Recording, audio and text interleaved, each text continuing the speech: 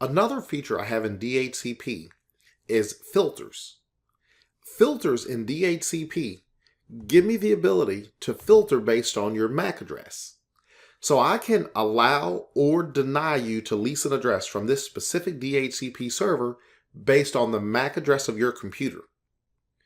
If I wanted to deny a specific device from ever obtaining an IP address from this one DHCP server, I could right-click this deny filter and I have to click enable.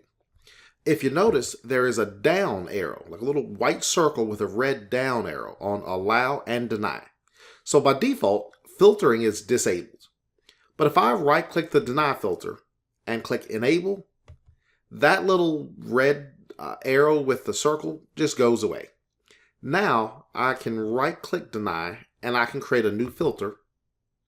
And I could simply specify the MAC address of the device that I want to deny an address to.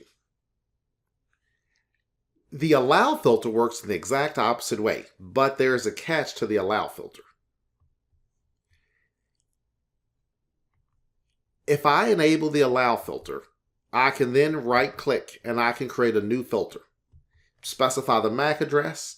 So the configuration is the same as the deny filter, but the big difference is the allow filter, once that is enabled, your DHCP server will only lease an IP address to MAC addresses that have been defined. So if I'm on a network with 200 devices and you just come here and right click enable for the allow filter, your DHCP server would never lease an IP address to any of those devices unless someone added their MAC address in. So that's something to be very aware of if you ever enable any of these filters, especially the allow filter. Now, filtering is not extremely common, but it's just a possibility. In the real world, a time you may want to use this, if I have 2 DHCP servers and my clients can lease addresses from either of these servers, then my concern is if one DHCP server fails, I want clients to lease addresses from the other server, so I simply don't have a single point of failure for DHCP on the network. Well, I may have one device. For whatever reason, I want that device to always obtain an IP address from this DHCP server. Well, two things that go hand in hand. The reservations we looked at earlier, now I'm going to close my filter window.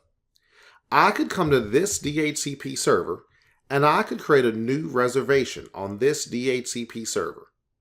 Specify the name, the IP address I want that reservation to be associated with. Now that we looked at in one of the earlier sections. Well, if I create a reservation on this server, I always want to make sure no matter what, the client gets that IP address. Well, I could go to my other DHCP server, and on the other DHCP server, I could create a deny filter, and in that deny filter, I could specify the address. So in the end, I have 2 DHCP servers. One has a reservation. It always leases you the same IP address. The other has a deny filter that says, oh, I'll never lease you an address. Now, all the logic behind the scenes that would lead you to that point would be if my one DHCP server went offline that had the reservation and you released an address from the other DHCP server, it would be some random address that server leased you. I may not want that to happen, so you simply won't be leased an address at all till we resolve whatever the issue is. Now that does create some concerns. For example, if that server fails that your reservation is on, you simply don't get an IP address at all. So not common that it's something you would use on the network, but it is something to actually think about, and maybe it benefits you, but most likely not.